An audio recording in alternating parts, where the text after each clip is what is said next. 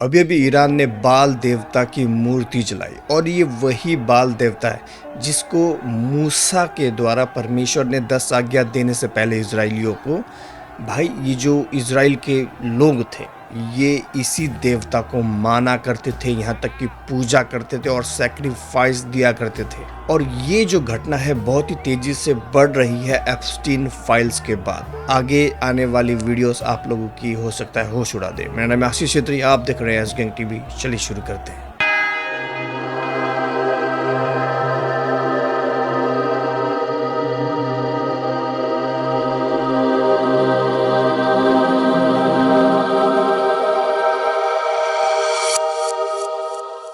अभी इस वक्त सच में ईरान जो है वो इस दुष्ट आत्मा के मूर्ति बाल को जला रहा है। यहाँ पे हमको समझना होगा कि शैतान कितना चालाक है, क्योंकि शैतान भाई खुद अल्लाह कौन है? अल्लाह तो परमेश्वर नहीं है, हाँ? तो किस तरीके से शैतान नाटक कर रहा है कि मैं क्या है बाल की मूर्ति को जला रहा हूँ, लेकिन वो खुद भी शैतान है। तो हमें समझना होगा किस तरीके से ये सारी चीजें हो रही हैं।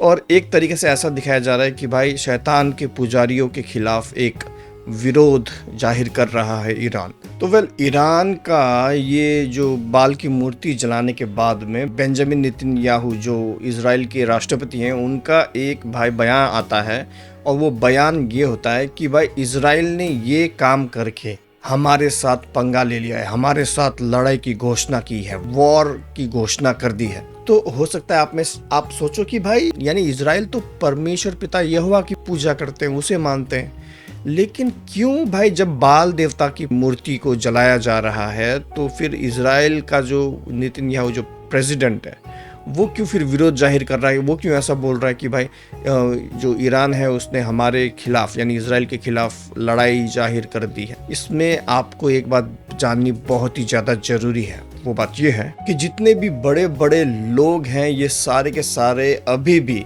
शैतान की पूजा करते हैं, डीमन बाल को मानते हैं। और विशेष करके तो यहूदी लोग ही है भाई। आप जितने भी टॉप लोग चेक करोगे ना, इतिहास छान लो आप, जितने भी वैज्ञानिक है, बुद्धिमानी लोग हैं, या फिर जितने भी फेमस लोग हैं, मार्क जकरबर्ग ले लो, एल्बर्ट आइंस्टाइन ले लो, जितने भी बड़े बड़े लोग हैं ये सारे के सारे कौन है?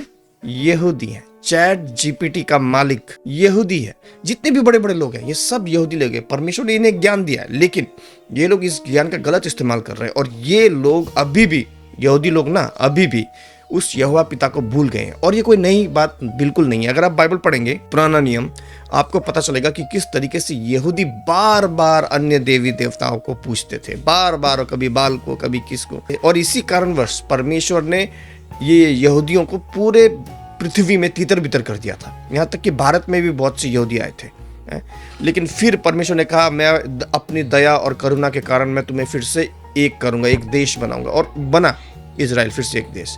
लेकिन अभी भी बहुत से यहूदी जो एलिट्स लोग हैं वो अभी भी बाल की पूजा करते हैं। और ये जेफरी एप्स्टीन कौन था? तो ये भी एक यहूदी व्यक्ति है, जेफरी एप्स्टीन। तो अभी भी भाई बाल की पूजा चालू है। ये इससे एक बात ये साबित हो जाती है कि जो बाइबल की कहानियां हैं वो केवल किस्से और कहानी नहीं, वो सच है। और आज भी वो भाई चीजें आज हो रही हैं। हम देख सकते हैं आज फिर से यहूदी लोग यहोवा परमेश्वर को भूल के बाल की तरफ फिर रहे हैं, जो कि बहुत भयानक है। केवल बेंजामिन नेतन्याहू ने ही रिएक्ट नहीं किया ईरान की इस घटना को लेके, बल्कि एक फिलोसोफर हैं। ऑब्वियसली हम जानते हैं जितने बड़े बड़े लोग हैं ये सब शैतान को पूजते हैं। वैसे ही एक फिलोसोफर हैं एलेक्स रोजनबर्ग, वो कहते हैं कि भाई ये सबसे स्वामी विरोधी चीज है जो कि ईरान ने किया है। स्वामी विरोधी यानी इनका स्वामी कौन? बाल। तो ये बात साफ हो गई है कि भाई अभी ये शैतान की पुजारी ओपन खुलेआम स्वीकार कर रहे हैं कि उनका स्वामी शैतान है। जब ईरान ने जब बाल की मूर्ति जलाई तब बेंजामिन नेतन्याहू का जो ये रिएक्शन आया ना कि ईरान ने जो ये बाल की मूर्ति जला के हम इजराइलियों से पंगा लिया है, यानी हमें वॉर के लिए, यानी लड़ाई के लिए, हमें युद्ध के लिए हमें ललकारा है। तो इसके बाद में जब ये बात ईरान को पता चली कि भाई बेंजामिन नेतन्याहू ऐसा कह रहे हैं, तो ईरान ने क्या किया, एक और मूर्ति बनाई बाल की, और उस मूर्ति को भी जलाया और पत्थरे मार रहे हैं, जैसे कि आप देख सकते हैं अपने स्क्रीन में। बाल की मूर्ति को पत्थर मारा तो मारा, यहाँ तक कि 666 साइन को भी इन्होंने जलाया और भाई बाल की पूरी मूर्ति को जला डाली पूरे तरीके से। और भाई, और जो लोग नहीं जानते उनको मैं बता दूं कि जो 666 साइन है, ये बाइबल में बताया गया है कि अंत के दिनों में एक ऐसा व्यक्तित्व खड़ा होगा जो भाई पूरे तरीके से परमेश्वर विरोधी होगा और इस संसार में एक तरीके से कैप्चर कर लेगा और वन वर्ल्ड ऑर्डर लेके आएगा। इसके ऊपर मैंने पहले वीडियो बना के रखा है कि मुझको क्या लगता है। अगर आपने नहीं देखा तो वो वीडियो आपको डिस्क्रिप्शन में मिल जाएगा या फिर इधर आई कार्ड में मिल जाएगा, आप जरूर देखिएगा वो वीडियो। यहाँ पे सबसे इंपॉर्टेंट और सबसे इंटरेस्टिंग बात यह है कि यहूदी लोगों का एक रब्बाई था, यानी कि उनका गुरु था। रब्बाई मीन्स गुरु या रबी, ठीक है, जिसका अर्थ होता है गुरुजी।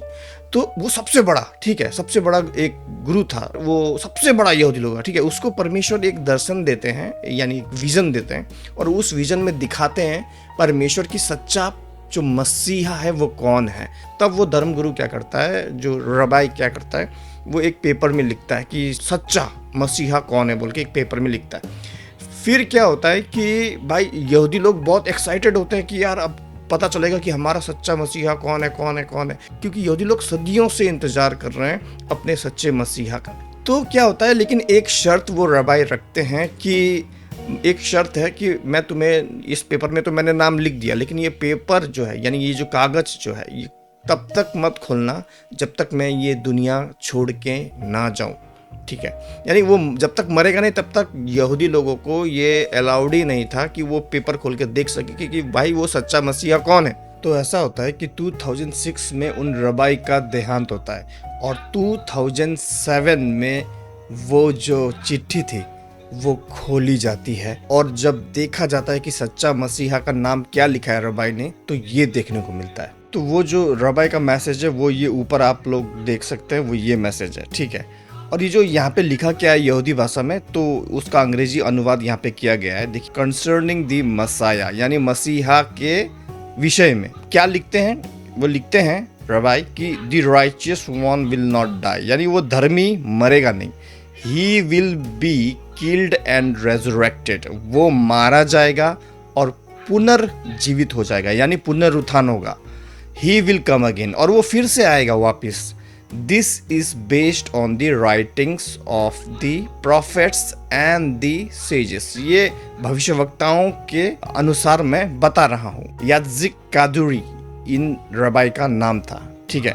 तो ये जो मैसेज है इन्होंने यहाँ पे देखिए, जो सफ़ेद सफ़ेद ऊपर ये कागज आप देख रहे हैं, ये बिल्कुल इन्होंने यही बात लिखी थी, ठीक है। इसी मैसेज के अंदर, इसी संदेश के अंदर इन्होंने बड़ी ही बुद्धिमानी से मसीहा का नाम छिपा के रखा है। और यहाँ पे देखिए जो गोल गोल कर रखे हैं अक्षरों को, यहूदी हिब्रू ये जो अक्षरों को, इन सब अक्षरों को जब हम मिला के देखते हैं तो शब्द बनता है यीशुआ, ठीक है। यीशुआ यानी कि यीशु मसीहा, हमारा यीशु। लेकिन ऑब्वियसली यहूदी लोग इस बात को सुनना नहीं चाहते थे और बहुत से लोगों ने भाई ये जो सबसे बड़ा यहूदियों का इन रबाई का लेटर को ना दबा दिया, लोगों से छिपा दिया। बहुत से लोगों को पता नहीं चलने दिया कि उन्होंने क्या लिखा था। और हम जानते हैं कि ऐसा क्यों है, क्योंकि भाई जितने भी बड़े बड़े लोग हैं, मंत्री हैं, ये सब शैतान की पूजा करते हैं। और इसका एक नमूना पेश किया ईरान ने एक बहुत बड़ा पोस्टर बनाया जहाँ पे उसने बैफोमेट को दिखाया, और बैफोमेट कंट्रोल कर रहा है बेंजामिन नेतन्याहू को, ट्रंप को और जेफरी एप्स्टीन को और जो सलमान है उसको। और अभी बहुत से लोग ये कह रहे हैं कि भाई उन्होंने जेफरी एप्स्टीन को इजराइल के तेल अवीव नाम की जगह में देखा है और उन्होंने ये तस्वीर भी ली। और लोगों का ये भी कहना है कि भाई असल में शैतान के पुजारियों ने, यानी ये जितने भी बड़े बड़े लोग हैं इस मामले में, उन्होंने किसी और को मरवा दिया और वहाँ से यानी जेल के अंदर से जेफरी एप्स्टीन को बचा लिया। और अभी इजराइल के अंदर जेफरी एप्स्टीन है और तेल अवीव के अंदर बिल्कुल आराम से रह रहा है। और मैं आपसे कहूँगा कि एक बार ये तस्वीर जरा देखिए, और ये व्यक्ति जो है वो बिल्कुल जेफरी एप्स्टीन ही लग रहा है।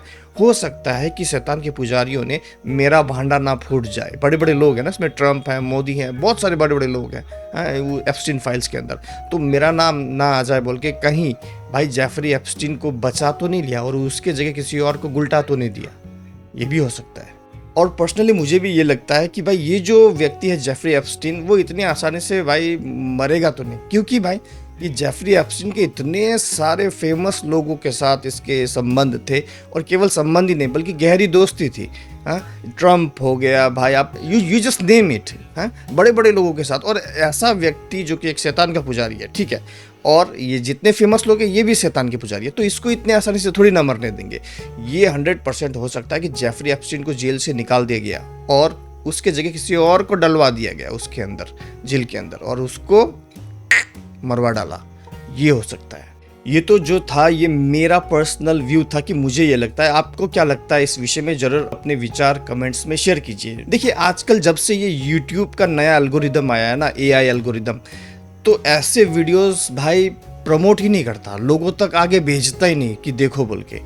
ऐसे वीडियोस जो भाई आत्मा बचा सकते हैं, क्योंकि हम भी जानते हैं YouTube भी क्या है, समझ जाओ। शैतान के एरिया में खड़े होके अगर कोई भाई यीशु मसीह का प्रचार कर रहा है तो उसको थोड़ी पसंद आएगा, पसंद नहीं आएगा ना, समझ जाओ भाई बात को। वैसे ही मैंने जेफरी एप्स्टीन के ऊपर 2 वीडियोस बनाए थे, उसमें कुछ भी ऐसा खराब चीज नहीं दिखाया था, लेकिन फिर भी मेरे दोनों वीडियोस डीमोनेटाइज कर दिया यूट्यूब ने। सच्चाई को दबाने की पूरी कोशिश चल रही है, क्योंकि सच्चाई कड़वी होती है, लेकिन बाइबल कहता है तुम सत्य को जानोगे और सत्य तुम्हें आजाद करेगा।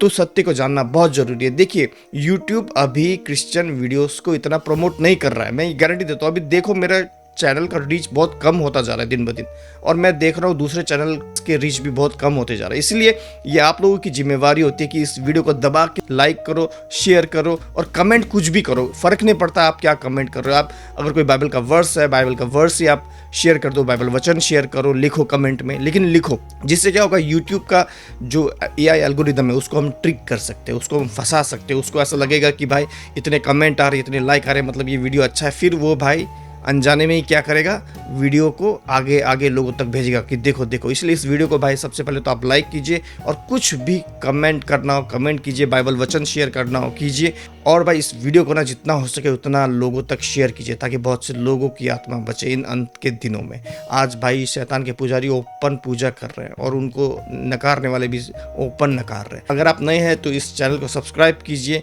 अगर हमें सपोर्ट करना चाहते हैं तो स्क्रीन पे दिए गए QR कोड को स्कैन करें, हमें इस सेवा में सपोर्ट करें, क्योंकि अभी YouTube ना क्रिश्चियन वीडियोस को बहुत ही ज्यादा दबा रहा है। तो मिलते हैं अगले वीडियो में। प्रभु यीशु मसीह आप सबको आशीष दे, तब तक के लिए आप सबको जय मसीह की।